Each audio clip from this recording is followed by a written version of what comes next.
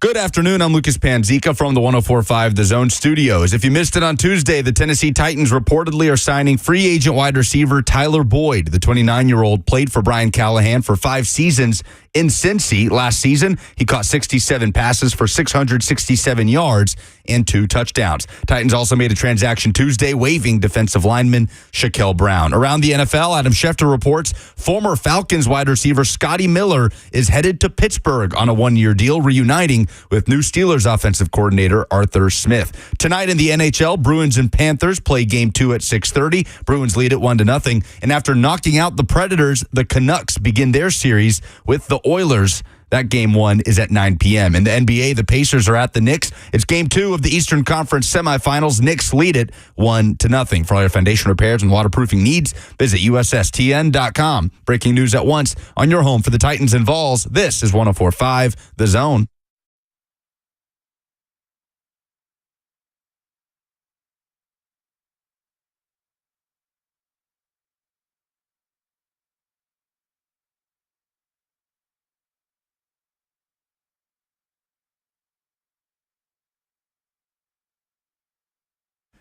Blaine and Mickey, it is hump day right here on the show. Brad Hopkins sitting in. This is day 3 of B-Hop sitting in for the Hitman. I gotta say this, though, as we start the show.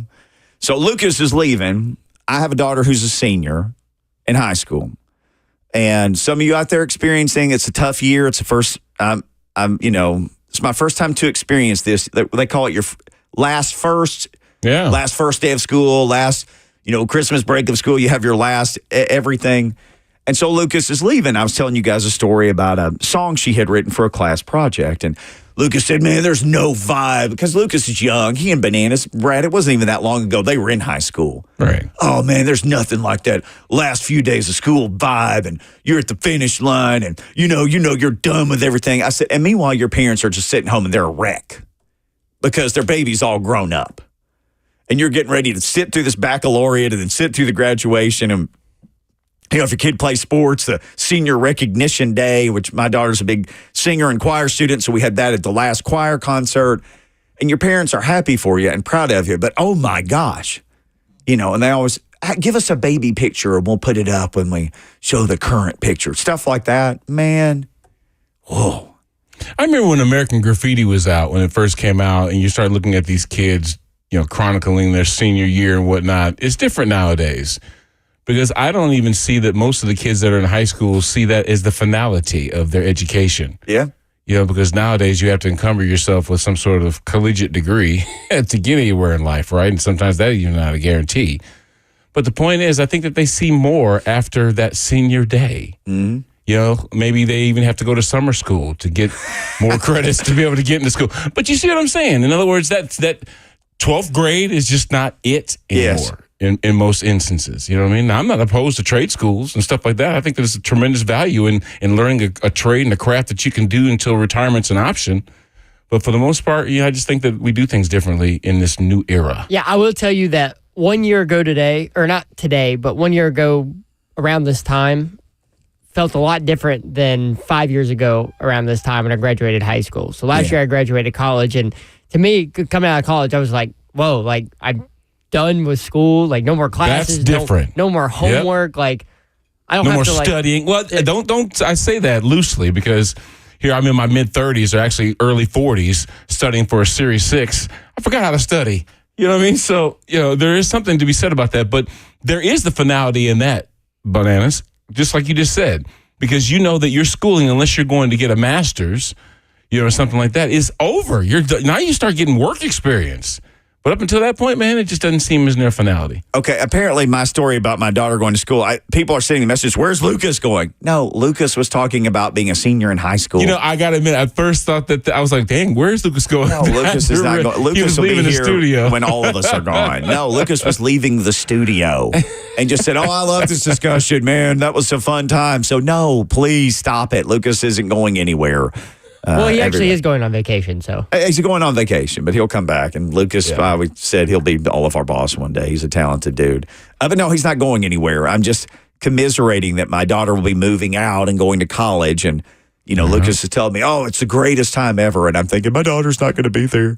You know, I'd set up every night, wait for her to get home. Yeah. She plays me songs, tells me what she did, tells me about what's going on. So, Derek said I scared you. Come on, people. St. Luke. Took Bryson up to Purdue for his freshman year. I couldn't even see 65 South with the tears. But you do everything in your power to take every care of them that you can every second of every day. And you don't hover over them, but, you know, I'll wash your uniform. I'll, you know, get you to practice. I'll bring you this that you need that you forgot at school. And then there's just no more things to wash uniforms for, or no place to take them. Or luckily, I have another one who's 9 years later. So I get to start basically all over again. Yeah, I have two age-appropriate children, one much more so than the other. By the same lady, we just had a 9-year gap in between them. Nothing wrong with gaps. No, we had a big gap. But anyway, Lucas is fine. Kids are graduating. The world keeps moving. Weather's supposed to be wild today. Be careful with all that. Titans have a new receiver. People literally said all day long in our show chat yesterday, Brad, that this is the most exciting off season that they ever remember with the Titans. So I went home last night and just thought about that statement. And I thought about that because when you guys first got here, you're the Tennessee Oilers. People are kind of feeling things out. Then you get bussed off and flown off to Memphis to do things for a season. Then everything happens at Vanderbilt.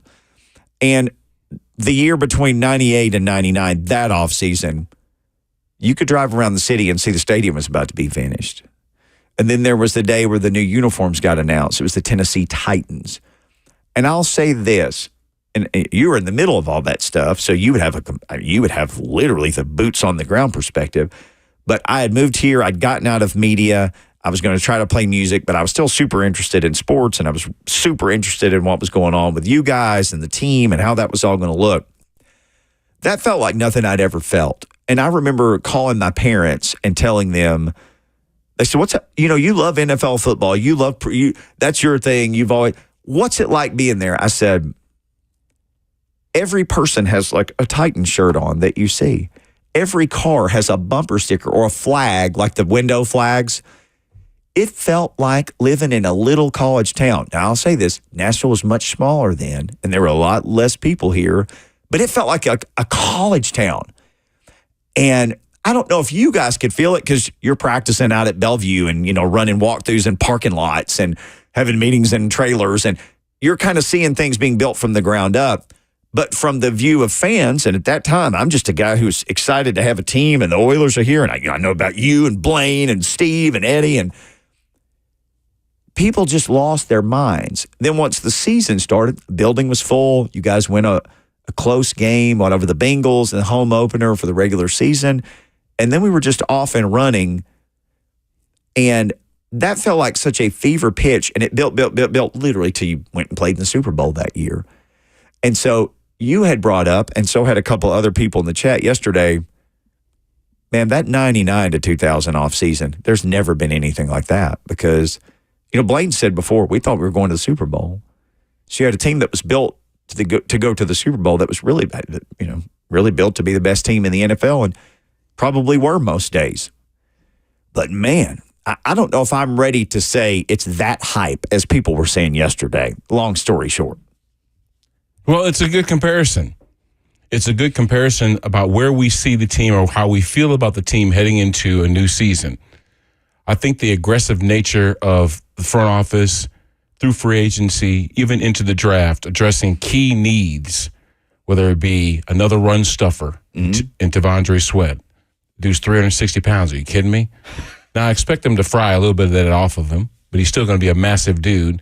That in the middle should be a compliment to slowing down other teams' ability to win the line of scrimmage and, get in the backfield, that kind of stuff.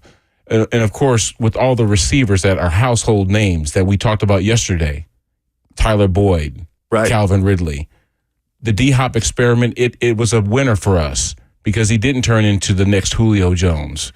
He was very capable of carrying this team from that perspective, and he made big plays to boot. Now, we would expect that to be threefold. Yeah. That's why we kept mentioning the 600-yard plus receivers in one season that this franchise has ever had. It might have been 30 years since the last time we've done that. Mm-hmm. But yet and still, there's reason for optimism, to say the least. And I'm going to steal something from Lucas and Buck because they actually had someone that contributed for the F&M chat too, basically asking your expectations for this team this year, whether it be two options, first or last. Where do you more likely see the Titans in 2024? And I say it was hard for me to say through all that we've just been talking about, this team finishing last in the division. Yeah.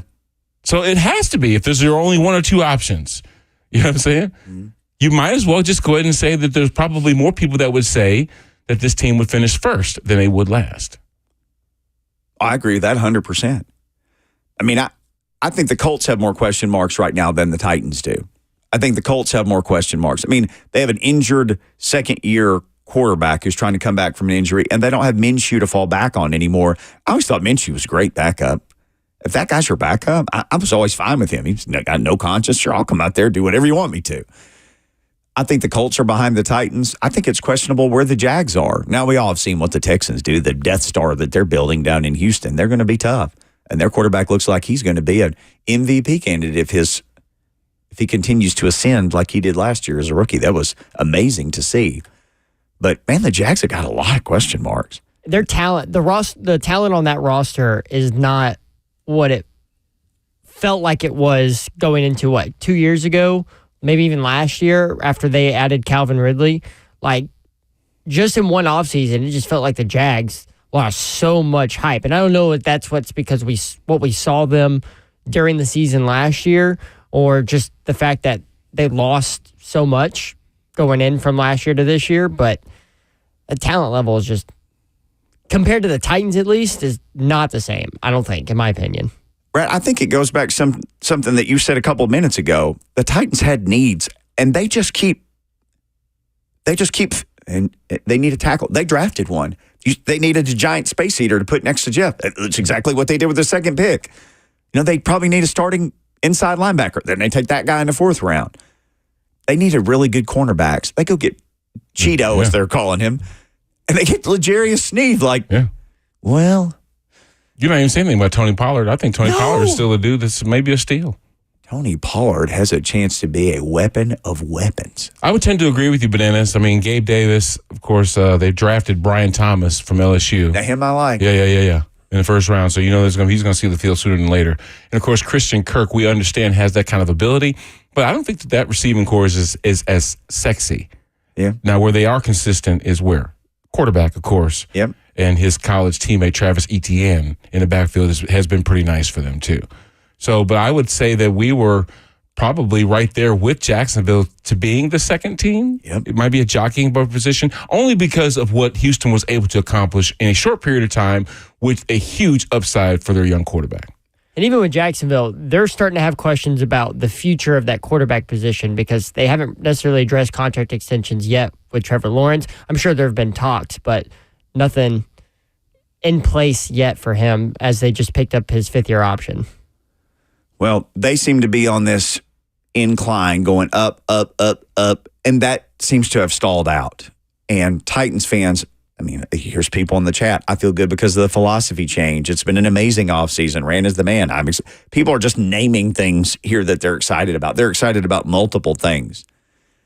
Yeah. I'd be excited about the direction of this team as well, too, if you had a chance to sit down and have the conversation that I had with Rand at Buck's Install. Just sitting there chopping it up with his wife and his two sons, you'd start to see why players would want to play for this dude. He's a general manager. He's a coach. His dad's an Arkansas State legend. Did you know that? I did not. Maurice Carthon.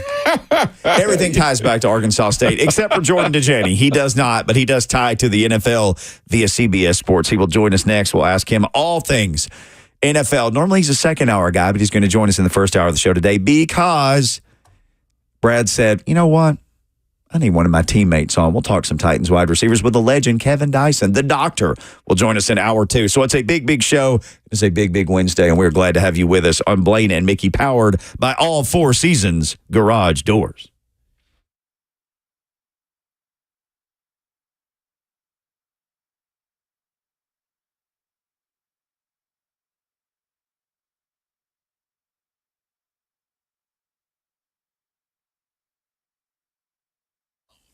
Ready to look like yourself again, ready to get your hair back. You know, you can do it. You can do it. It doesn't have to be something crazy and there's no voodoo to it or anything like that. It's just modern hair science, and it's all at WeGrowHair.com. Maybe you lost it all a long time ago and you drive around Nashville and you see the billboards and there's some fellas on there who lost all their hair. You see the before and the after pictures and you think, gosh, is that real? That's real. Those are real dudes. Those are real people.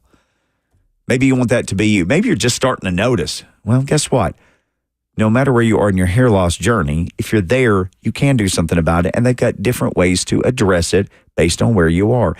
They'll schedule a free consultation for you if you will just call. If you'll call 615-376-6010, just tell them, hey, I want to come and talk to you guys about my hair. They would love to discuss it with you. You can go to WeGrowHair.com. You can see real people, real results, and even how they got there. They explain it all. It's all online, WeGrowHair.com. So go get those permanent natural results today from the company you can trust, PAI Medical Group, WeGrowHair.com. Call now, 615-376-6010.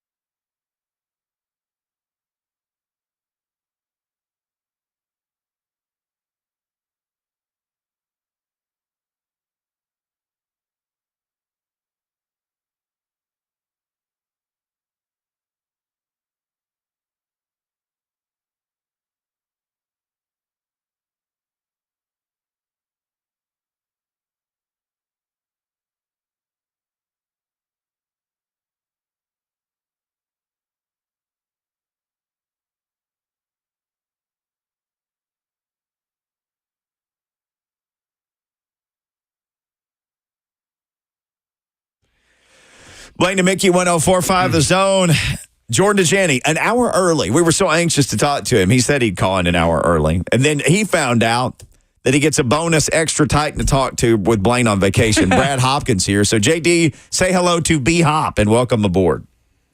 What's going on, B-Hop? And I appreciate you guys having me on the show this afternoon. Mr. Dajani, and thank you for spending some time with us this afternoon. We really appreciate you participating with us. How you doing today?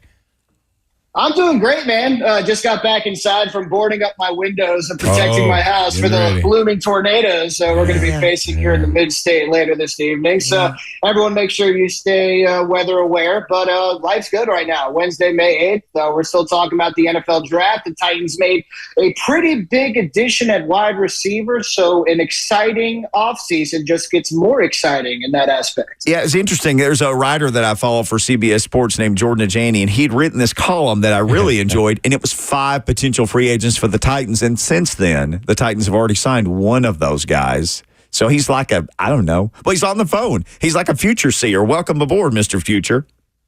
Yeah, thanks. I guess I wasn't making a really big reach by saying Tennessee should probably sign a wide receiver they had in the building just last week. But yes, Tyler Boyd put pen to paper. I'm actually glad you brought up this column because I thought it was a pretty interesting one because there are some, let's say, big names out there on the free agency market that could come cheap because there are some of these players out there that could fill positions of need for the Titans coming off of injuries, so that could make their contracts, let's say, less lucrative. So I talked about adding yet another inside linebacker, Quan Alexander. People remember him from his Pro Bowl days with the 49ers, played with the Steelers last year. He did tear his Achilles, but he's someone who knows how to play the inside linebacking position. So, looking at the depth chart there, I thought that it wouldn't be a bad idea for the Titans to consider his services. But another one real quickly is maybe, people have been talking about potentially beefing up some depth on the edge for the Tennessee Titans. Of course, they did get Harrell out of Michigan in the 7th round,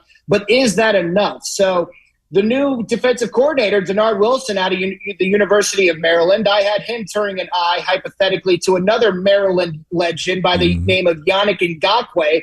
That's a veteran guy, another guy coming off of an injury, someone we know it has the potential to set the edge. He's put up some good sack numbers, surprisingly enough, over the past couple of years.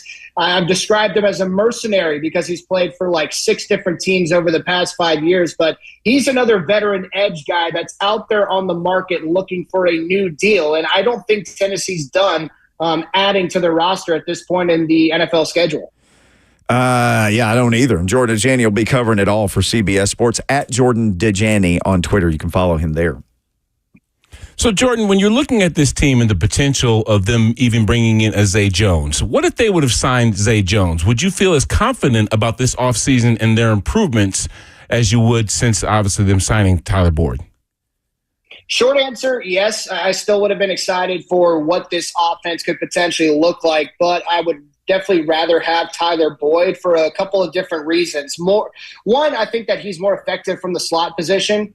He has that familiarity with head coach Brian Callahan from his days with the Cincinnati Bengals. But on top of that, Tyler Boyd, if he's a number 3 wide receiver in the NFL, he's one of the better number 3 wide receivers in this league. So he has experience playing, let's call it third fiddle to T. Higgins and Jamar Chase in Cincinnati. He has that familiarity with the offense that I talked about. So that's what makes this marriage more exciting, in my opinion. Okay. And the next question I would have for you would be for up front. We know that they drafted J.C. Latham. We know they brought in Lloyd Cushenberry with a little bit of cash behind his name. So it's not like he's just a rental. Obviously, Peter Skoronski is the first-round pick from a year before. It seems like this is not as near deflated a raft as it once was, but I don't feel that it is as full as it possibly can be, especially when you look at the right side of that offensive line. How are you seeing them fixed up front, Jordan? Yeah, good question, because I'm in total agreement with you. I think that it's obviously improved, but that's not saying much considering how bad Tennessee's offensive line was in 2023. You hope that J.C. Latham can make that switch over to the left side, and even let's hypothetically say he's a great left tackle. Sure, the left 3 offensive line spots are solidified. I do like Lloyd Cushenberry Tennessee's front office does as well. I mean, they literally set financial records with the contract they gave the former Denver Bronco. But to your point on the right side, Daniel Brunskill is a guy I like having on my roster. Now, should he be the unquestioned starter at right guard? No, I'm not making that argument. In fact, in that column that Mickey referenced earlier during this interview, I actually brought up a guy by the name of Dalton Reisner, a former guard of the Broncos, played with the Vikings last year. He's a legitimate starter that I don't think should be on the open market right now. And if he accepts a role as a backup, I would love to add a solidified guy like that in the room to potentially back up or compete for the right to start at right guard. We got Sadiq Charles as well. I'm sure that he's going to be a name that's going to compete for the spot to start inside on the right side. Now, right tackle is where it kind of gets interesting because, I mean, is Dylan Radins a tackle? Is he going to get reps at guard? We have to figure out what Bill Callahan thinks about that. Leroy Watson, the former Brown that we gave a 7th-round pick for that's familiar with Bill Callahan, is he a left tackle? Is he a backup left tackle? Is he a right tackle that's going to compete there? The same question can be asked for Nicholas Petit-Ferrer as well. So I would like Tennessee to go out there. And listen, I understand it's slim pickings, but I would like Tennessee to go out there and at least peruse the free agency market when it comes to extra bodies, experienced bodies that we can bring in to at least compete for spots to solidify the offensive front. He is CBS Sports' NFL coverage, Jordan Dajani, joining us right here on Blaine and Mickey. Hey, why do you think the national narrative is still so down on Will Levis, like it seems to be so often in anything written about him or the Titans or their potential draft picks for next year? You can't bother the national media to talk about the Titans. I mean, they're just a perennial afterthought, it seems. Now, as for why, I'm not 100% sure. I think that the brand of football they played under Mike Vrabel, with Derrick Henry running up the A-gap first, second, maybe even third down consistently, is not the most exciting brand of football to watch. You know, their identity remained on the defensive side of the football. Now, that's obviously going to change with the change in regime. But it's funny, man. The NFL official X account even put out this video looking at the record-breaking number of offensive tackles selected in the first round, and they forgot to include one of them that went number 7 overall to who? The Tennessee Titans. So I don't have a good answer of why the Titans are consistently are an afterthought, especially with Will Levis. I mean, I think he's definitely one of those guys who is so under the radar, it's silly. I mean, this guy is uber competitive, and he has legitimate arm talent that no one can deny. He wants to make those challenging throws downfield. He wants to be a leader in the locker room. He wants to compete. So I even had someone reach out to me at CBS Sports this morning saying, hey, with the Tyler Boyd signing, you know, I'm thinking more and more about Will Levis. And I'm like, you absolutely should. Not only does he have more weapons around him, but look at the coaching staff as well. With Brian Callahan, we're talking about a head coach or offensive coordinator, someone who has worked with several different talented quarterbacks during different stages of their careers. He was with Peyton Manning in Denver. He helped Derek Carr as well. He was with Joe Burrow from rookie to veteran too. So this is a guy who knows how to shape quarterbacks, to really work towards their strengths, and he's doing that this offseason by surrounding him with talent. So, yeah, I think a lot of people should be higher on Will Levis' stock. And we've been talking about the addition of Tyler Boyd and the receivers they put around him. Where would you rank, just in the AFC South, this wide receiver room that Levis gets to work with this year? Yeah, that's a good question. I would say, off the top of my head, I would say number 2.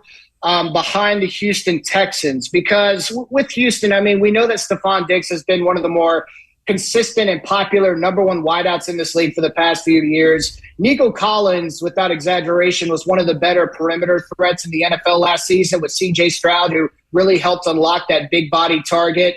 And that leads me to probably my favorite receiver on the Houston Texans. That's Tank Dell, the slot wideout, the guy who is still underrated even after having a season that was on pace to be, he was really on pace to be the best rookie wideout in Texans franchise history. The same franchise that includes the likes of DeAndre Hopkins and Andre Johnson. That's how effective Tank Dell was from the slot. He's really good at getting open and working underneath the zone. And I know he has suffered that season-ending injury, but this is a guy to really look out for. So if we're breaking down these trios, these top 3 wideouts of the receiving cores, I would definitely go Houston 1 and Tennessee number 2. Hanging with our man Jordan Dajani of CBS Sports, talking Titans and NFL. Okay, so Jordan, you talked about the receiving core. Let's talk about maybe top to bottom in its division, whether you legitimately see the Tennessee Titans being the team like maybe not that long ago when Derrick Henry and Ryan Tannehill were, kind of running this offense more efficiently and there really was a higher expectation.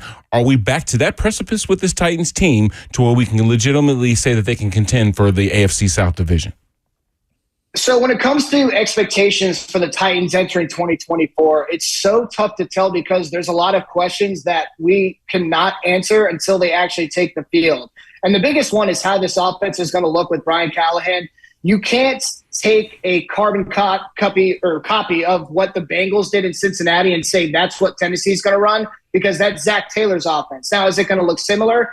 I would hypothesize yes, but there's questions with a first-time defensive coordinator in Denard Wilson. There's a question, even though I'm high on Will Levis, is he someone who can overcome that learning curve in year number 2 as his first full season as a starter? So there's a lot of questions to be asked. But, I mean, I'm definitely optimistic about this team. I'm hoping that a lot of these first-year guys, these guys in this new situation can really step up and be pillars on an offense that has so much potential because – I look at the playmakers around Will Levis, and we talked about the wide receiving core, but what about a guy like Tony Pollard and Tyjae Spears? What do they have in common? They're both pass-catching backs out of the backfield, and what those guys do is they make life easier on a young quarterback that help further that development as well. So, yeah, I think that anything's possible. I think the Titans can potentially compete for the AFC South crown. But, again, this is year 1 of the Callahan era, so I'm not really sure what expectations should be. I saw that their win over-under total is set at 6.5. I already put money on the over there. I anticipate them winning at least 7 games. But we'll see, man. I think all of a sudden the AFC South is one of the more intriguing divisions around the National Football League. I would say that Amy and Rand did a good job of giving Denard Wilson something to work with on the defensive side of the football. We mentioned Tavondre Sweat being a space eater, Cedric Gray, obviously in the middle of that defense as a 4th-round pick. But do you think that they're done, Jordan, trying to apply pressure to these young quarterbacks within this division to be able to do just like what you just talked about?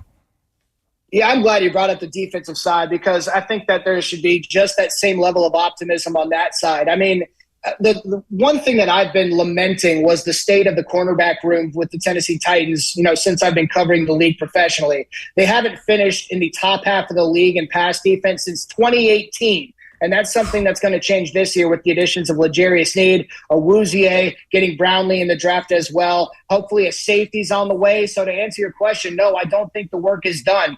I'm keeping my eye on the linebacker market. I'm certainly keeping my eye on the safety market because there are a lot of household names still looking for deals. And I would bet my bottom dollar that Tennessee is going to go out there and get one of these guys to start alongside Amani Hooker. Now, my dream would be Justin Simmons. I think he was a Pro Bowler last year with the Denver Broncos that had to part ways due to financials, right? But Marcus May is someone who has been in the building, who has visited with Tennessee. But the bottom line is that I think that the Titans are going to make an addition at safety. And I think an addition for edge depth or at linebacker would be ideal as well. Hanging out with our guy, Jordan Dajani, at Jordan Dajani, CBS Sports. 18-game season, Goodell brought it up at the draft, and there continues to be more and more leaked out about it. If it's going to happen sooner than 2030, it would obviously take a renegotiation, basically, with the players. How soon do you think this is going? Well, I think it's inevitable, but how soon do you think it happens? 18 games. Yeah, that's a good question because I think it could come very soon. I think Goodell's been leaking that information out there so people aren't exactly surprised when it comes in 2025, 2026, whatever it may be. Now, the thing I've been wondering about is there are some things that have to be taken care of on the NFLPA side of things. I mean, this can't be done when the new CBA comes about because that is several years down the line. But, of course, with things like this, you really can negotiate with the NFLPA and find a way to basically get around it. At least that's how I view this situation. So I really think it's going to happen. The NFL, if you guys haven't noticed, has been incredibly aggressive when it comes to not only its national footprint, but its global footprint as well. They're trying to take Christmas Day away from the NBA. They're trying to set up fan bases in different cities around not only America, but the world at large. So I think that playing more games is something that puts them on TVs more often. It generates more revenue. It's something that just contributes to their overarching goal, let's call it, to be the number one sport in the world. What was your favorite moment from the Tom Brady roast? You seem like a guy who's like a full column just ready to hit send on about this. Oh my gosh, man. That was more hardcore than I ever thought it would be. I did not anticipate that event being like that. Some of the jokes that they told that I definitely can't tell on the radio. They went places where I definitely didn't anticipate them going. I think one of my favorite moments, I'll give you two. One was probably at the beginning when one of the roast masters made a Robert Kraft joke that I will not repeat. But Tom Brady had to get up out of his seat and tell him, "Don't say that bleep again." That was a pretty intense moment. I don't know if that was planned, but it didn't seem planned. But the other part was that really caught me off guard was the way Tom Brady talked at the end of the roast, right? When he went off on the fan bases of the Philadelphia Eagles and the Kansas City Chiefs and all but admitted to Deflategate and throwing up, middle fingers and stuff. I was like, oh my gosh, I've never seen this Tom Brady before. So that was an eye-popping event that I definitely don't regret watching, but it surprised me nonetheless. Yeah, it didn't surprise me at all either. As a matter of fact, I wanted to get your thoughts on you obviously a roast is as what it was. You give a guy a bunch of crap and then you say all the loving things about him. He gets out there and speaks his mind a little bit. But I think that was maybe an admission, Jordan, about deflating the footballs. Give him the $20 million and he'll just admit it. At this point, it was probably a statute of limitations. So even if he did admit it, what's going to happen? They gave Reggie Bush back his Heisman, so who cares? Yeah, what's statute of limitations? What is it, 7 years for deflating footballs? So is he past that by now, But yeah, to his point, he's like, the NFL put all this work and $20 million into this investigation that they didn't find enough evidence to, quote unquote, convict me on. He could have just given me the money. And I said, I did it, and we could just move on with our day. Yeah, agreed. JD, what you got coming up on CBS Sports that everybody can get ready to consume there? Yeah, I'm trying to lock down a one-on-one with Will Levis, hopefully in the near future here. I try to talk to him a couple times a year just to get his thoughts on how his young career is going. There's a lot of things to talk about when it comes to everything that the front office has done to surround him with talent. And just, general manager Rand Carthon stepping into this real role and conducting his quote-unquote first draft to what he's talked about with Brian Callahan and Bill Callahan, the remake of the offensive line. So hopefully I'm getting that interview locked down soon because I'm sure it'll be a great one for everyone to digest over at CBSSports.com. Yeah, I know you'll do a great job of getting out of Will Levis why he's so unique for this position. I think a guy that they passed on in the first round, a bunch of teams did as aggressively as the Titans went and got him day two, Jordan. He's so appreciative of the opportunity to be the guy, and his commitment to being the guy, I think, will pay off huge in Brian Callahan's system. Absolutely, man. This system I really think is just built around the quarterback to be effective when it comes to being a distributor of the football, but also having those moments where you can be a playmaker with pushing the ball down the field. And I think Will Levis can do both of those things effectively in my mind. So 2024 is going to be a huge year for this quarterback, and I don't think he's going to be an afterthought with the national narrative much longer. Well, we look forward to reading that when it drops and all the other stuff. Always great catching up with you. By the way, Jordan was kind enough to visit us a couple of weeks ago, brought pumpkin bread. That's like my favorite food. My son ate 90% of that loaf of pumpkin bread within about 40 hours. I like pumpkin bread, Jordan. I should have come in this week. I should have brought some. Yeah, I'm glad you guys enjoyed it. That's definitely my mom's specialty for sure. But yeah, the pleasure was all mine. Love coming downtown and checking out you guys. Your new digs at the studio is a lot of fun. Well, he looked like that Dave Chappelle, the gif of him where he's the crackhead. That's my son looking for where the rest of that pumpkin bread went when I had the last 10% of it. All right, JD, good stuff, man. We'll catch up again soon. Thank you, buddy. See you, Jordan. Absolutely. Thank you, guys. Yes, sir, Jordan Dajani.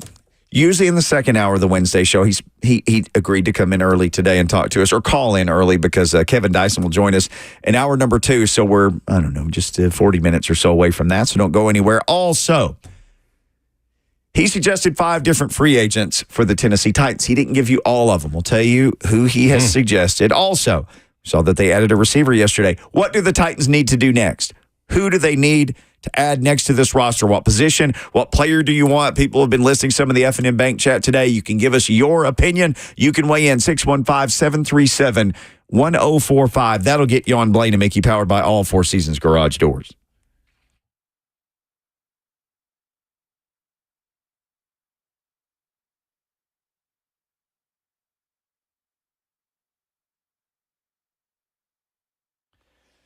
There's nothing like just running out of energy at the end of the day. Has that been happening to you guys? Nothing worse than going to the gym and just not getting the results that you want. Or maybe just feeling tired or exhausted all the time. Or maybe just not feeling like yourself at any time of the day or the night.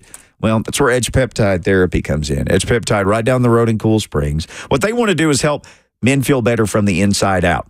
Maybe you need some testosterone. They'll check that. Maybe it's peptide therapy that you need. They'll check that. Maybe you're low on a vitamin or something else. Guess what? They checked all that for me because I went to see them.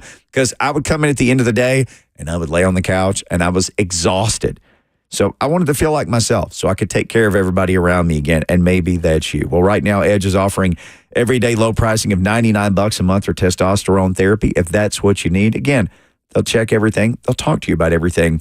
They'll come up with a plan to make you feel like you again. Just go to edgepeptide.com or call them today, 615-724-1878. Schedule an appointment today with Edge Peptide, just like I did.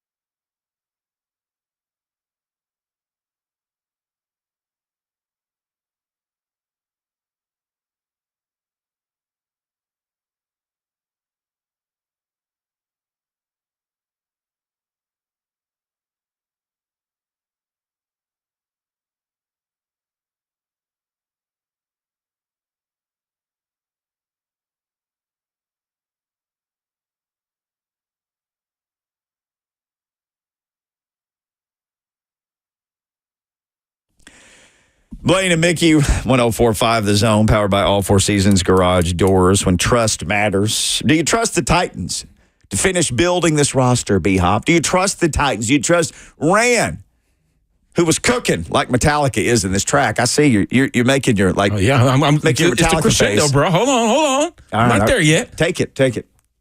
Actually, I can't even shake my head like that because I get a headache.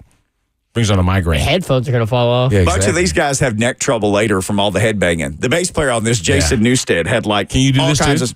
of. I used to. What do you mean you used to? Bro? I can't. I can still play the song, but I can't do the.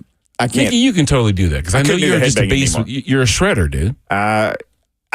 Fingers, yes, but the rest of me moving like that anymore. I would I have can to see go with to a long wig on. chiropractor. Was this on your game day, like fired up playlist? Yeah, this is almost some jock jam type stuff from back in the day. Jock Jam. How long has this show been on its first Yeah, Jock no Jams kidding. reference? Congratulations. No, it's just one of those inspiring songs that was probably in stadiums near you when I was playing. You know what I mean? And that whole build up, it does get you jacked up.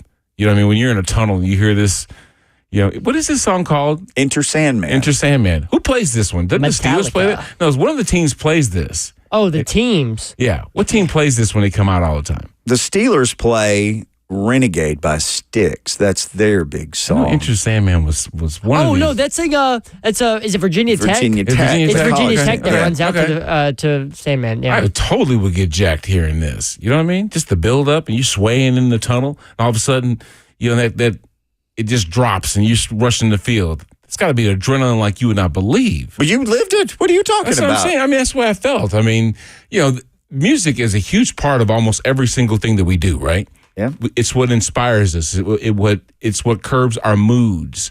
And I think that when you get ready for a football game, you got to be listening to something that's intense because you about to go out there and do battle for 60 minutes. Yep. You know what I mean? The crazy thing is, too, you run out and you're so fired up, and the crowd's going crazy, and then everybody let's stop and recognize the United. Yeah, and then everything just national grinds anthem. to a halt. Yeah. And I love that moment in the stadium, but you're all fired up, and like the guys run out of the tunnel, run down to the other end, and they're slapping, and then let's all go out. And then you got to be respectful. Yeah. Line up and Take be your hats respectful. off. Yeah, Yes. all kind of stuff. Yeah, I feel you there. It's probably in reverse order. They should probably do it the other way around.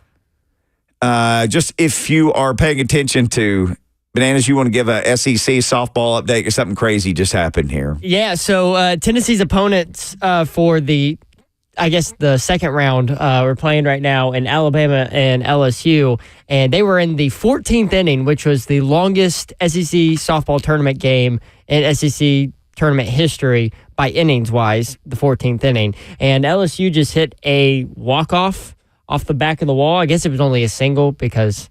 It's only a single unless it's a home run. Yeah, only a single. So, Tennessee will now face LSU, who just walked off Alabama in the bottom of the 14th inning. Can I just say, life has gotten to me as such. I told B-Hop, I didn't even realize, I know what month it is and what day it is. I wasn't even thinking about the tournaments, but we're right here. We're almost in the middle of May. Are you kidding me? Yeah. Yeah. Oh, the softball the softball season will sneak up on you because it starts way before baseball, and you kind of associate them to be side by side, but softball definitely a lot earlier than baseball. I love how so it'll these sneak how up on these you. different how the sports play off of one another because both situations around the diamond in Knoxville are doing very well for themselves. Tennessee is ranked number 1, even though they might not be the highest ranked team in the SEC. One in baseball. They're one game out of Kentucky in the SEC, who they actually beat in a series earlier this year. I know the Georgia series didn't help, but Yeah, and then softball is ranked number 2 in the country. yeah, In most polls. that? Some polls, I think they're ranked 3. And they're first place in the SEC, and they have the top overall seed in the SEC softball tournament. Yeah. Tennessee's got to win a national championship again in something soon. They're too good at baseball. They're too good at softball. Barnes is always hanging around the top levels of basketball. We'll see how things go this fall with football. But at some point, this program has reached at all levels in multiple sports where they are at the very top of the food chain, not just in the SEC, but nationally. Tennessee fans are just, they just want to explode with the championship. They just want to win a championship. Maybe this is the year. Softball, baseball. Maybe they get it done, B-Hop. All right, here's what we got to do. We got to take a break. Jordan Dajani wrote an article. He suggested 5 guys the Titans could sign. They're names of people that you know. a safety, a receiver, who they signed, an inside linebacker, an edge, and a guard. Who are they, and who would you want of these guys? We'll share the names with you as we start hour number 2. And Kevin Dyson coming up in about 25 minutes or so here on Blaine and Mickey, powered by All Four Seasons Garage Doors.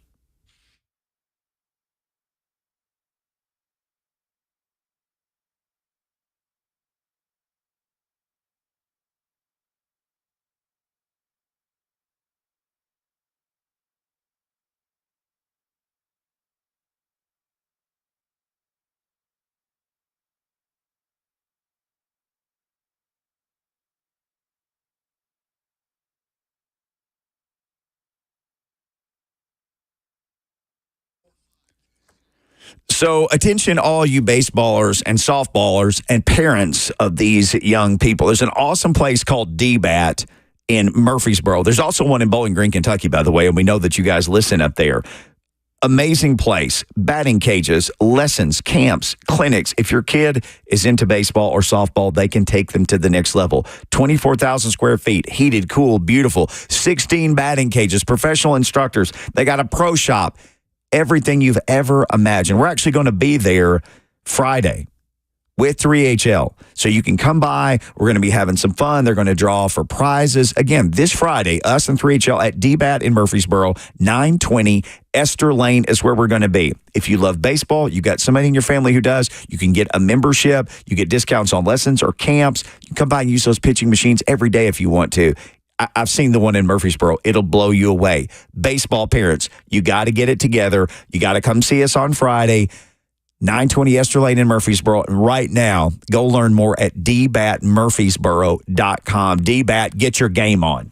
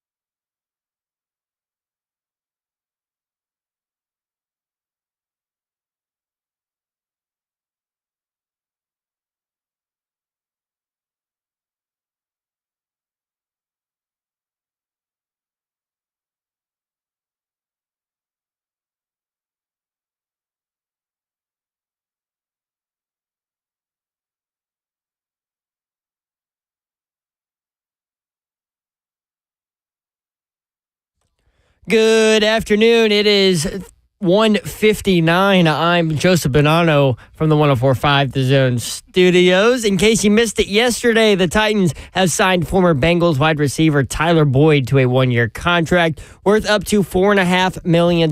Boyd spent 5 years under Titans head coach Brian Callahan in Cincinnati. If you're following the SEC softball tournament, a wild finish in Game 2 of the tournament as LSU walks off Alabama in the bottom of the 14th inning. That is the longest SEC tournament softball game in SEC tournament history. The winner of that one, LSU, will now go on to face the number 1 seeded Lady Vols in the quarterfinals tomorrow morning. In the NBA playoffs, only one game happening tonight in the East semifinals. Game 2 between the Knicks and the Pacers. New York leads that one 1-0. And then over in the NHL playoffs, it's the Bruins and Panthers getting ready for their second round Game 2. Boston leads that series 1-0. And then the Oilers and Canucks in the West round 2. Their series starts tonight for that second round. For all your foundation repair and waterproofing needs, you need to visit USSTN.com. Breaking news at once on your home for the Titans and Balls. This is 104.5 The Zone.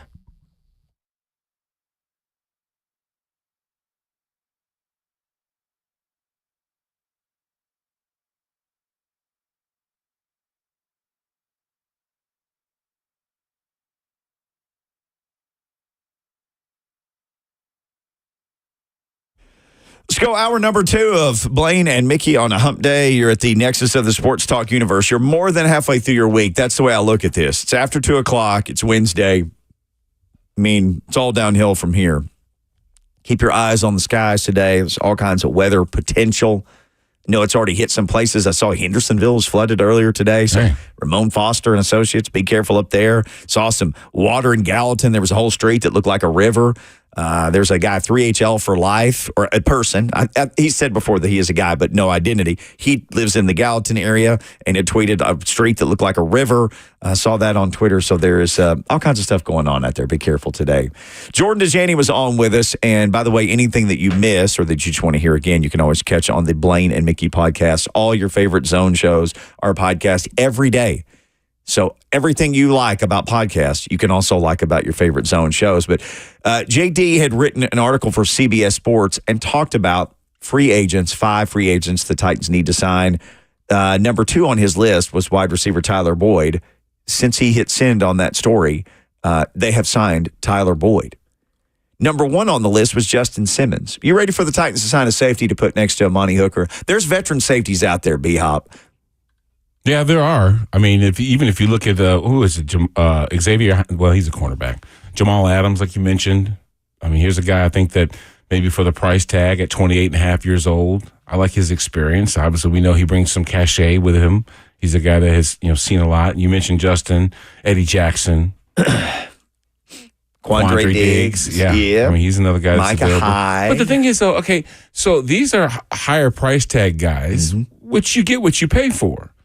It just seems like to me, with what they've done so far, that they're not willing to, that they are willing to basically stroke a check for whatever is necessary to make sure that this team has, ample chance to compete in the division. So if you're talking about one of these upper echelon kind of guys, the ones that actually, because of their accomplishments warrant a higher price tag, I don't think that Amy would squawk at that in a minute.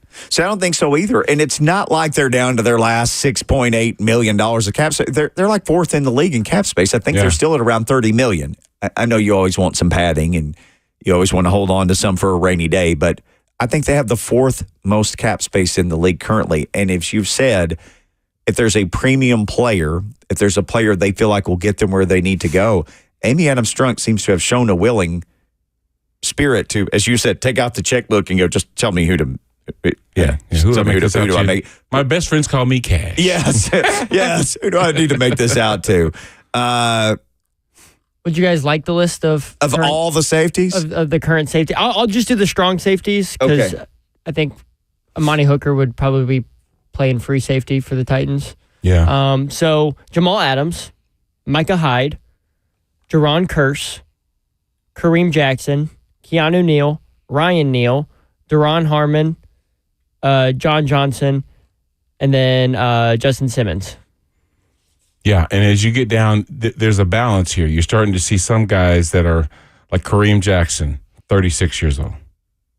Keanu Neal is only 28 and a half, but still, 28 and a half for Ryan Neal.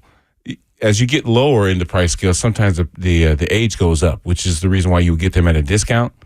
But I'm not sure how the Titans want to address this. Do they want to address it in the fashion that, hey, look, if this next guy coming in that's going to bolster or give us depth or whatever else, we only expect him to be around for a season or two? Right. Or are you drafting someone that you plant that seed so that way he's the next Blaine Bishop? You know what I'm saying? Right. Someone you have draft equity in and you've actually poured into his development. But I think at this point, especially with the draft and free agency in the rear view for 2024, you've got to be thinking that this might be more of a rental situation where you get a guy that may have some previous success, and therefore you would expect a certain amount from him, but he's definitely old enough to say, hey, you know what? He might have lost a step. Couple more names: Marcus May, Eddie Jackson, Micah Hyde, Quandre Diggs, Tracy Walker, Adrian Phillips, Deshaun Gibson, Terrell Edmonds, who was a Titan last year, Adrian Amos. I don't know if I said John Johnson already. You think she'd get Jamal? I don't know, man. He's only 28 and a half. A lot of upside, but man, he's got a high price tag with him. There's some baggage, maybe. I don't know if you remember, he had Twitter beefs with a reporter and then called his wife ugly. And that doesn't mean you're a bad player, but he's just become a real interesting presence outside of football. Think about this. If somebody told you 3 years ago, hey, man, Jamal Adams just be sitting out there. He'll just be sitting out there during, the off season. You'd be like, no, not Jamal Adams. I mean, that Jamal Adams will just be sitting out there for an off season. Yeah, but the thing about it is, it's along the lines of what you just said. No one wants to inherit a headache. Yep. Or somebody else's problems. So if Jamal Adams, as talented a player as he actually is available, there's probably a reason. There's a reason. Didn't he have like a dust up with the CTE? Or not the CTE, the concussion specialist. The concussion doctor, yes, where he on the sidelines. Where he tried to come back to the game, was basically people were holding him back because... Are we getting an emergency alert?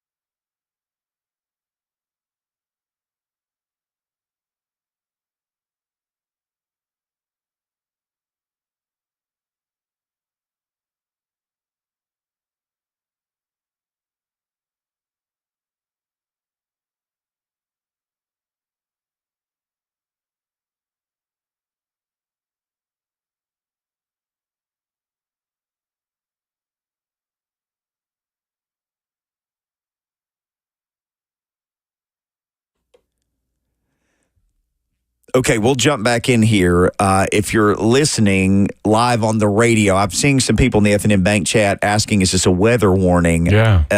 So if it's going over the air, the F&M Bank chat won't be able to hear it. Okay. So yeah, my wife's asking me that. She's like, what are they saying? Because they can't hear the actual alert. Okay. Here's what's going on. Philip says, what's going on with the dead air? There's an F&M, I guess if you're listening online, you couldn't hear it. If you're listening on the radio, you could. It's essentially, if a weather warning comes from the National Weather Service, it just plays. Like, think if you're watching TV and it just comes on. It's the same for radio. It just comes on. It's sent down the line, and we all just play it. So that's why we stopped talking about football there for a second. NWS Nashville has issued a tornado warning that includes Clarksville and St. Bethlehem. So we're going to jump into weather mode here for the next couple of minutes because we want to keep you safe. It is until 2:30 p.m., so it's 2:10 now. Again, Clarksville and St. Bethlehem. So if you're in that area, and I know we got listeners up there because everywhere we go, we meet you guys and talk to you. You got to get to your safe place now. This is a tornado radar indicated. It says there's hail that's a quarter-sized possibility. There's schools there. There's over 100,000 people of population. I'm reading all this on the NWS Nashville tweet.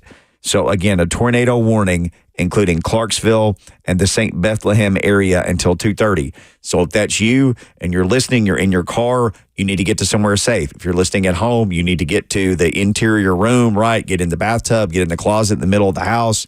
You need to find somewhere safe right now. You got to get to your safe place.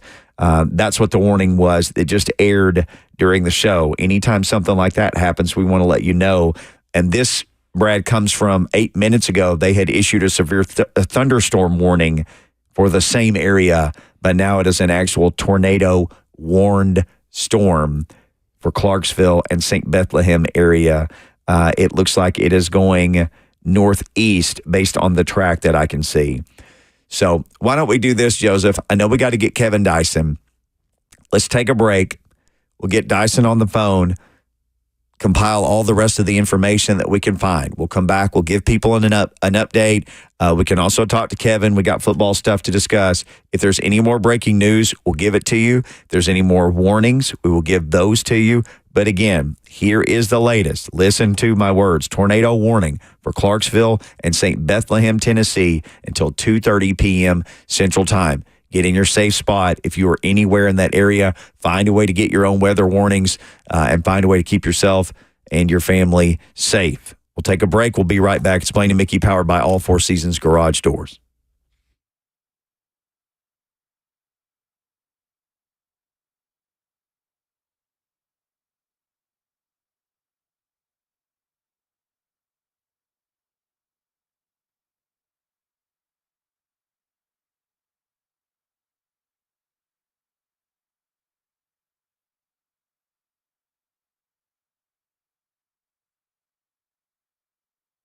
So, Tennessee, are you ready to embrace spring with confidence? Give Cool Ray a call today and let's make this season a breeze. Get $1,500 off select whole home generators and ensure your family's comfort and safety. We'll also pay you to upgrade.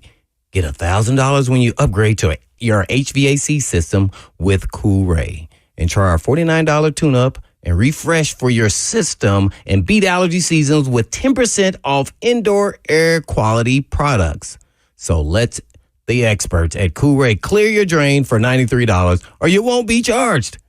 We're your partner in comfort, no matter the season. So here's to a spring filled with sunshine, smiles, and stress-free living. Cool Ray, keeping Tennessee cool, plumbing right, and lights bright.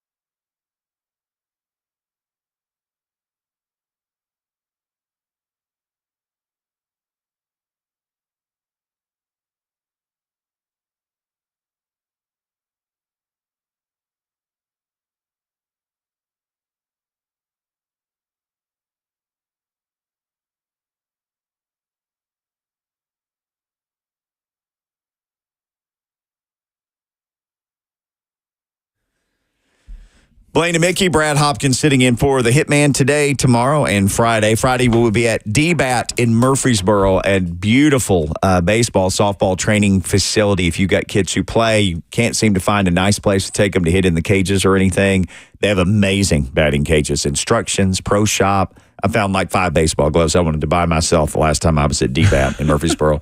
I don't even need them. I haven't played with my 9-year-old, but I was... nice glove will always catch your attention. This caught my attention.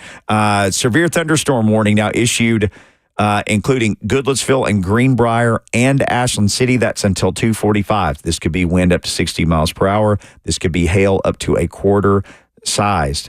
If you're in Goodlettsville, if you're in Greenbrier, Ashland City, we love you. Take care of yourself. Get to a safe place. High wind and hail are the things that the National Weather Service of Nashville says to watch out for and to be prepared for. They also have issued a tornado warning. There's a tornado-warned storm, Clarksville and St. Bethlehem, Tennessee. So if you are in the Clarksville area, please get to your safe space, the lowest spot in your house, the middle spot of your house. Find your safest spot and get there. There's a radar-indicated tornado. Also could be hail there. We know there's a lot of people who live in that area in Clarksville. You got a military base up there. You got a college up there. Probably out by now, but there could still be some people on campus, Brad. But this is real stuff today. We knew it was going to be a long day weather-wise. And finally, other than some heavy rain this morning, it looks like a lot more activity starting to kick up now. So we'll keep you updated as anything happens. But as we went to break, this severe thunderstorm warning for Goodlettsville, Greenbrier, Ashland City, this popped right as we went to commercial break. We should have Kevin Dyson on soon. He is a principal of a school, so he's trying to make sure a bunch of young people are taken care of right now. That would take precedent over us talking Titans receiver room, though. No, they're actually correlated, I would imagine, because Kevin Dyson, first off, is very punctual, and he's been on the show, friend of the show, friend of the station. Oh, so yeah. It's not foreign to hear Kevin's, waxing poetically about Titan stuff, but in the midst of a tornado warning where, it could involve some not only area listeners, but people that are in and around the metro area at some point, especially with, the flooding that's supposed to be coming in later on this evening. I think, what do they say, 1 inch per hour? I mean, good night. Yeah. So, we're getting some inclement weather in, and we have to be able to, let the people know exactly where the danger zones are and to make sure you protect yourself. So I'm sure that he's a part of that process, being in, the education field, doing some of those things that are responsible as a principal of a school. For sure. Yeah. We have a commenter, Idiot Garage. That's someone's avatar name in the F&M Bank chat, who says, here in Greenbrier, power's been out most of the day already. Sheesh. Nick says, stay safe, Nashville. We had bad storms and flooding south of St. Louis. They got more coming up there today. Jack says, Kevin Dyson is a principal. That's interesting. Come on, man. He's been Mr. Education for years. He's Dr. Dyson. He's Dr. Kevin Dyson. And Jaws reiterating in the chat what we're saying, a tornado warning for Clarksville, Tennessee. Don't see any more.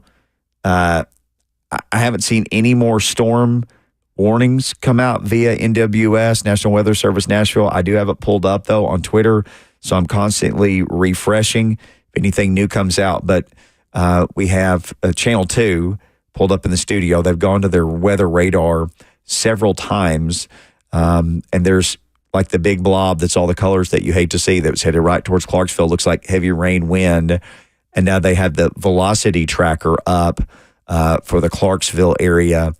And I'm not a meteorologist. I don't want to try to be one, but there's another town, Adams. So if that's you, Adams, it looks like it's kind of headed in that direction.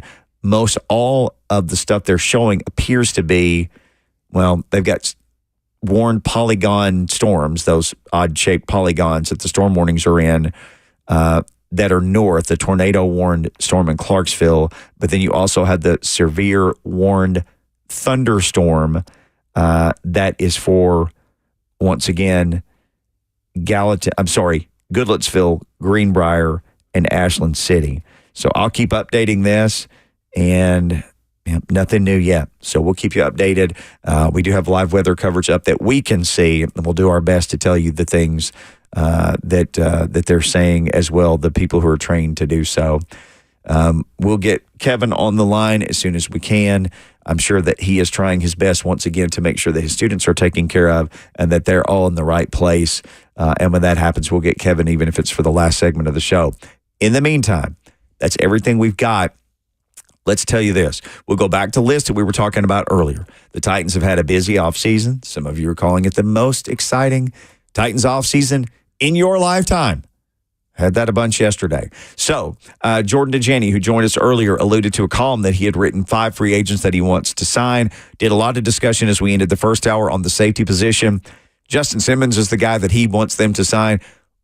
Brad, I went back and looked because, everybody puts out the top 50 free agents in free agency, the top 100 free agents. Sure. And then they try to match make them with teams. Justin Simmons was in a bunch of people's top 25s, top 30s. He was in everybody's top 50. Still there, though. That position is one. I remember Kenny Vaccaro signing here in training camp a few years ago. The Titans were having their practice at Nissan Stadium when Vaccaro showed up. It's the first time we'd seen him as a Titan. And he walked out, and they just put a practice jersey on him. We were interviewing him, and, you have a guy who doesn't even know where he's going to live. Where his babies are going to sleep yet. And you're asking him, so how do you think you'll fit into this scheme? So, what have you seen with the Titans? Did Kevin Byard reach out to you? And he handled it like a pro because he's a pro. And he was always a great guy to talk to. But Amy Adams-Strunk, as you pointed out, has shown a willingness to pay for players that coaches will ask, can we get this guy? And she seems like a person who says yes. Justin Simmons is probably, if you went back and looked on most of those lists, I would imagine Justin Simmons might be the highest rated available free agent on some of those lists at any position. Justin Simmons. Yeah, his previous AAV, what he was valued at was just over $15 million. And here's a guy with 7 years experience. Yeah. So, obviously a check like that sometimes can be hard to write. Yes. But what you get in return could be worth, that price of admission, so to speak. Because I think here's a guy that, given their current moves, doesn't necessarily need to support the run. Mm-hmm. You know what I mean? I would expect it to be hard to run between the tackles on these jokers, especially with what they've done at the linebacker position and the defensive tackle position. Edge rusher still might be down the road, maybe even a lockdown corner or some other than the ones we've already gotten with Awuzie and, of course, Snead. Yep. Phenomenal guys.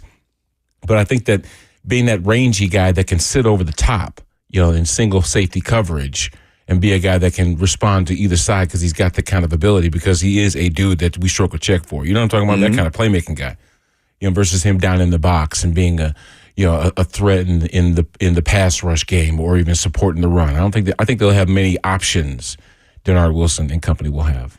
Can I say this? Because I love I love what you brought up earlier. Do you bring in a guy at any position at this point, and you look at him as a Band-Aid, like this guy will come, Bob Boyd. Hey, man, let's sign this guy for a one-year team-friendly deal. Then we'll see what happens after that. Other free agents have gotten much longer deals, 2, 3, whatever it is. You look at a guy, let's say Simmons. He's 30 years old. He was second-team All-Pro, 2-time Pro Bowler, was released by Denver after 8 seasons, as you were saying. He played at the top of his game last year.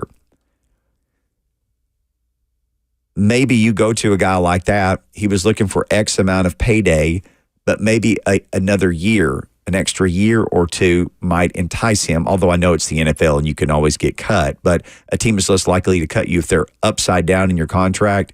Maybe instead of a 1-year deal, maybe you give him a 3 that could be a 2, but he gets 2 years out of it, and you get 2 years out of it, maybe 3 if things go well. But they do have to make those decisions of, do we just try to get him on a 1-year team-friendly deal, then we try to draft a guy next year, or is this a guy, honestly, that we bring in and try to have him here for a number of years? I think that that's a difficult conversation only because the players that we see that have high ticket value are in their 30s. Mm-hmm. I mean, on average, I'm looking at Jamal Adams, 28, Justin Simmons, 30, Eddie Jackson, 30, Condre Diggs, 31, Micah Hyde, 33, Tracy Walker, 29, Marcus May, 30, Jaron Kearse, 30. See, that's a magic number, isn't it? Exactly. Yeah. But you can see why, because a player that's played into his second contract, brings that kind of experience, and therefore he should be pretty good. Someone that has, parlayed the NFL to stick around as long as they have at a very volatile position like secondary. Yeah, you got to imagine they've learned some things. And that's what affords them another opportunity at another contract. But they are getting up there in age. Mm-hmm. Now, does that mean that somehow their physical abilities have deteriorated? Maybe to a degree. I don't see that much of a drop-off between a 26-year-old and a 29-year-old. Seriously, I don't. Right. There might be a little bit more wear on the muscles and joints, but not to the degree where it's such a vast difference between the two. Mm-hmm. But experience, that goes a long way. You're talking about a Justin Simmons, like you're talking about with 7-8 years experience. Mm-hmm. He's probably forgotten more football than some of these young cats that you're drafting, right? That you're trying to plant the seed and hope that they evolve into one of these dudes. But like you said, what will the commitment be after year one? If it's obvious that his participation was a huge catalyst for us winning, then it's a no-brainer. And he's a popular player at that point. If he's making plays, people are buying his jersey, it'll be harder for you to walk away from that guy because people will always be saying, man, what are you, A.J. Brown in this again? You know what I'm saying? Keep the guys that mean something. Right. So. Well, he's out there. That's a premium player at a position of need for the Titans. The second guy on his list was Tyler Boyd, who they did sign. We've certainly talked about him a lot. Yeah. The next guy, and JD, again, this was an article by Jordan Dajani, CBSSports.com. You can read it. A quick search there will reveal this article to you. Dalton Reisner. He said, I have no idea why he's still looking for a new team. He went unclaimed into the regular season last year before he was scooped up by the Vikings and started 11 games for them. Has played left guard his entire career. Former first round pick Peter Skoronski is slated to start there for Tennessee, but is Daniel Brunskill going to be unchallenged at right guard? As Dylan Radin's a tackler or guard, said it would be smart to pick up an interior offensive lineman. This is a tweet from Dalton Reisner. Just in case anyone was wondering, I've started 73 games over 5 years in the league. I've only missed 4 games due to injury, earning the starting spot amongst 3 different coaching staffs. I've never asked for a bag, simply just a starting guard contract. So you ready to throw starting guard money? We wonder who's going to be on the right side of this O-line. Well, starting guard money, according to this offseason, was about $20 million. So maybe not starting guard money, but top of the market guard money has gotten insane. Well, put it this way: any guy worth his grain of salt is already on a roster, with a handsome contract to support those efforts.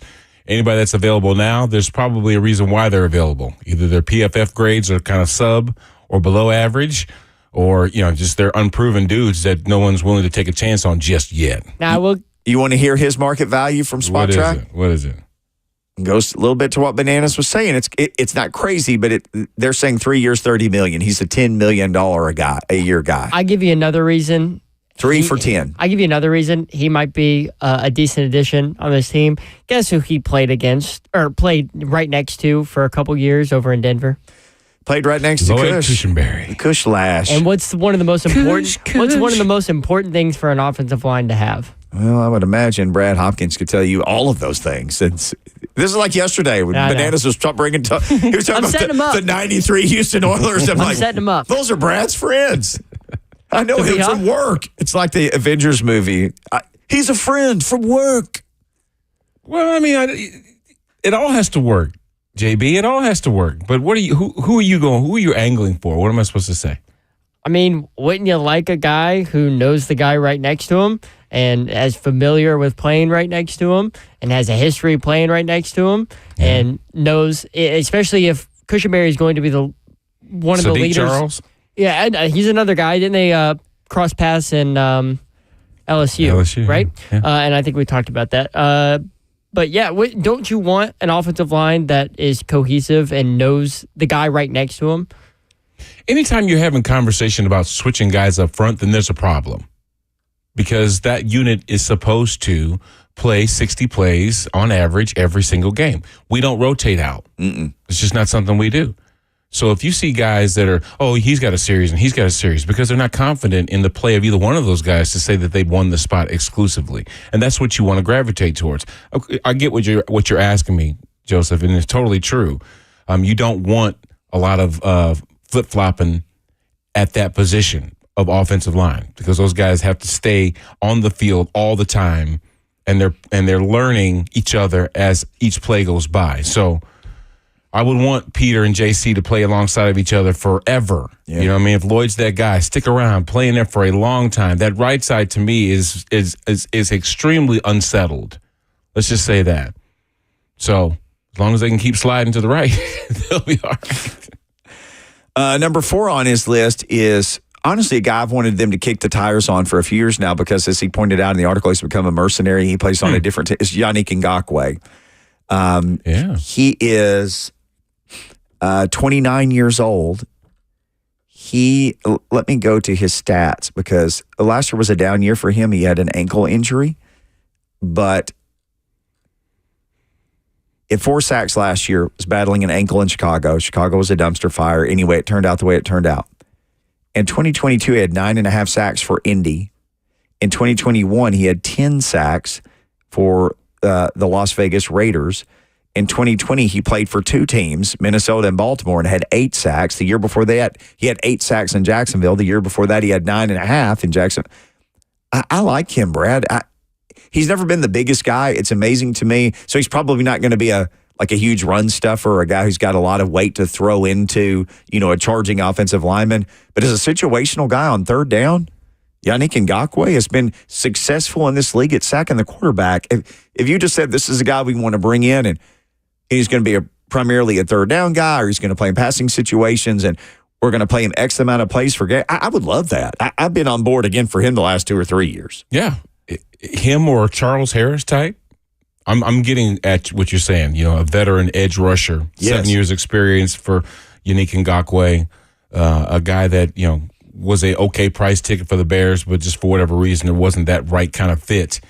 But I think even here, a guy that played in Jacksonville against this team a couple times a year, he understands, what the atmosphere is like playing up here and, how he can contribute. So I would definitely say a guy of that experience, a guy that has seen so much action as he's seen, could definitely be an asset. I remember when I was a rookie, they brought in guys like William Fuller.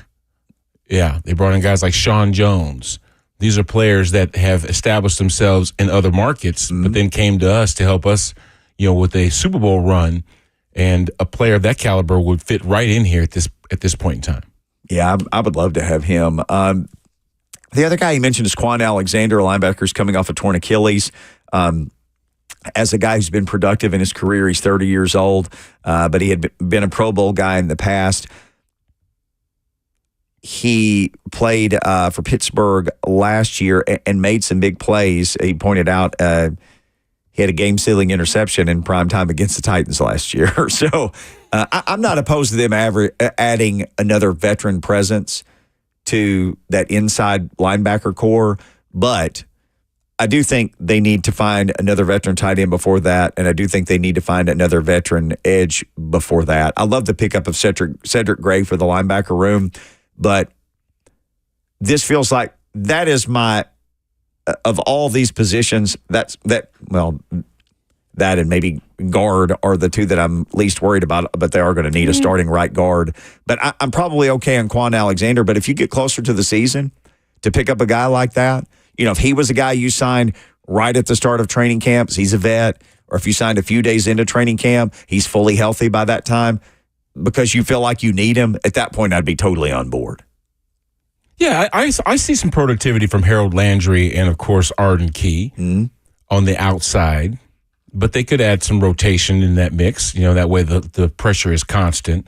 So bringing in a veteran would make sense. But, we'll see what Sebastian Joseph Day, can take that next step and really be someone that Denard can rely on.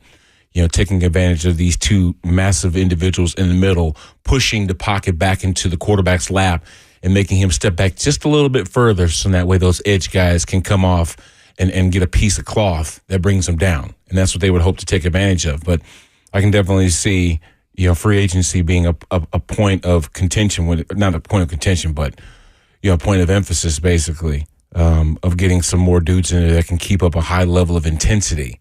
So that way this defense is always competitive. So those are the list that Dajani had. We do need to take a break. We're up against our final break. Chris is on the line, has a question for B-Hop. We'll also try one last time to effort Kevin Dyson if we can get him on. I know it's a busy day for him. Latest from National Weather Service Nashville, there's a new severe thunderstorm warning that includes Springfield, Tennessee, Adams, Tennessee, and Cedar Hill. This is wind up to 60 miles per hour. This is up to quarter-sized hail. Possibly. That's the latest from the National Weather Service. Again, severe thunderstorm warning, Spring Hill, Adams, Cedar Hill. So if you're up there, you're headed that way, be prepared. We want you to be prepared. This goes with the severe thunderstorm warning that continues for Goodlettsville, Greenbrier, and Ridgetop. That's until 2:45. So you got about 6 minutes left there. The latest on the tornado warned storm for Clarksville, St. Bethlehem. That warning was up until 2:30. So let me see if I can get some more information on that. We'll catch you up to date on all that when we come back. We'll also take Chris's call. He's got a question for B-Hop. That's before we say goodbye today on Blaine and Mickey. We'll catch you up on everything.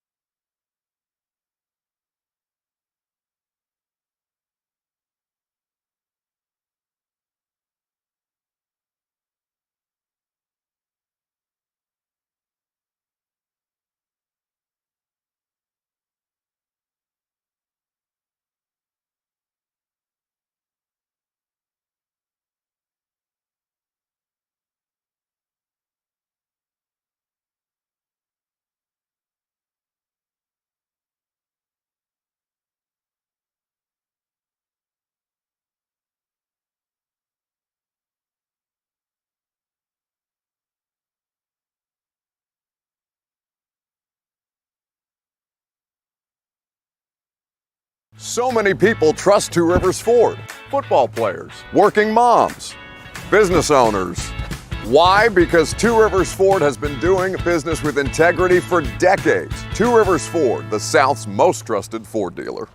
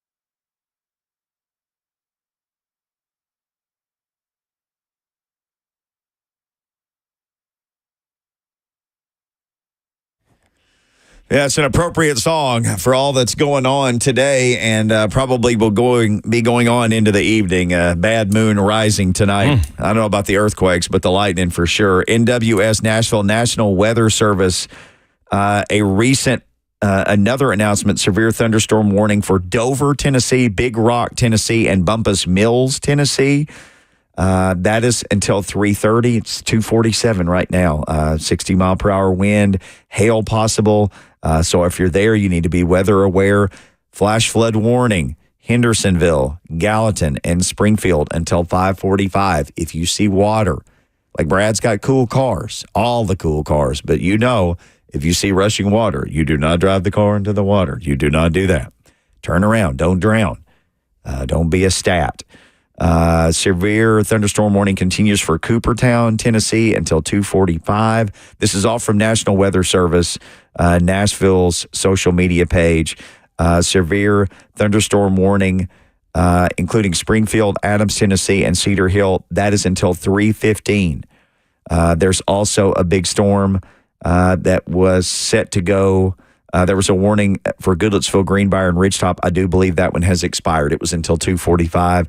There was a tornado radar indicated in Clarksville, and we can see, Brad, like what's going on. We've had Channel 2 on in the studio. Yeah. They went back to regular shows. I think that particular warning also expired. So just be careful, be safe out there. There's a lot going on, and apparently there's multiple more rounds to come. So alter your travel plans if you need to. If you got stuff you got to do or you got to get outside tonight, just remember to be weather aware. Find a way to get watches and warnings. Yeah, we're being your makeshift meteorologist at this point, but yes, the television is a good indicator. There's still a cell in the area. Oh my gosh.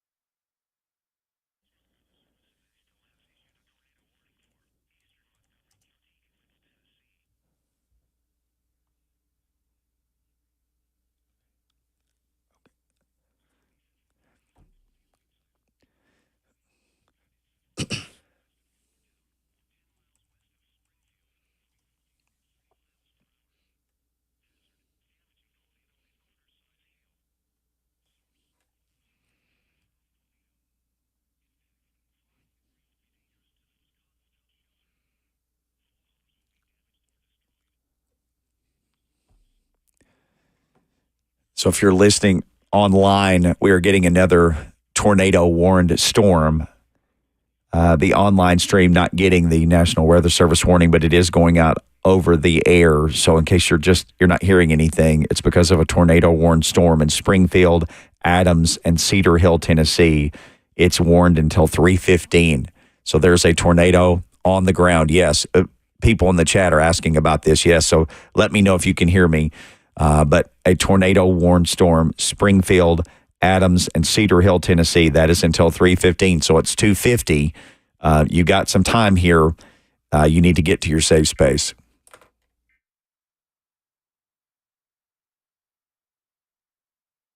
So another tornado-warned storm. We jumped into the online. Joseph has things set up. Yeah, people are acknowledging they could hear us online. We wanted to let you know. So if you're watching online on Zone TV, these alerts go out on the air only, not online. So we let you know what's going on. If you were listening on the air, obviously you heard the tornado-warned storm that was up near the northern border of Tennessee. It had expired. It was in the Clarksville. I don't know if this is the same system, but it is north of us here in Nashville. Tornado-warned storm, including Springfield, Adams, and Cedar Hill, Tennessee. The tornado is observed. Now, when you hear stuff like that, Brad, it gives you cold chills. Yeah, whenever they're showing on the television circular patterns, yes, that means there's probably tornadic activity in and around that area. And right where I'm looking at and where Mickey's looking at, it is just west of Springfield. So obviously high precipitation. If you're looking at anything red on a green screen, that's pretty severe. But when you see that circular rotation, it probably means you need to get to your safe spot sooner than later. So they are, again, trained people. Danielle Breezy is on TV, and we all want to work here together to keep all of our listeners and TV viewers and everybody safe. As Brad pointed out, they have the graphic up with the spinning arrows. It is between Adams and Springfield, Adams, Tennessee, and Springfield. They had a road pulled up. It was Fluellen Road was the road that it appears to be crossing right now. And they need to zoom back in, and I can see the other road it was showing. It may have been Old Washington Highway. Maybe they'll zoom in again here in a second, and we can tell you. But they're storm tracking it. They're storm tracking it towards Springfield. They're tracking it towards Cross Plains. So Fluellen at 2:52 p.m. Kinney's, Tennessee. Some of these places I'm not familiar with. 2:56. Springfield, Robertson County, 2:58. They're saying Springfield at 3:01. Hubertville at 3:10. Cross Plains at 3:20. This is a storm that the National Weather Service says there is an observed tornado on the ground. So you need to get to your safe place. We know a lot of people listen to us who are delivery drivers and route drivers. We know they're policemen and law enforcement and people who are first responders that are going to go throw themselves in harm's way to take care of people. But we know a lot of people listen to this show while they're out and about and they're doing their work, or they're a salesperson and they work a route, or they're a delivery person and they work a route. So if your route has you near there, you need to get yourself out of your vehicle. You need to get to a safe spot. If you've got a place you can go, if you've got a store you can go into, or part of your route, or just someplace. But this is all going on right now. They got the debris tracker turned on. So this is a observed tornado on the ground. Springfield, Adams, Cedar Hill. They are showing broad rotation, it looks like. Mm-hmm. So we need to leave the air. It's time for us to go. 3HL will be on next. They'll pick this up for you. I'm sure they'll keep you up to date on everything that's going on. Please be weather aware. And again, Spring Hill, Adams, Cedar Hill, looks like Barren Plains, all places that are in the path of this storm. Take care of yourself. Get to your safe spot. We'll definitely talk to you tomorrow for sure. But right now, we need to get out of here. In the meantime. In between time, peace. Peace. And be safe.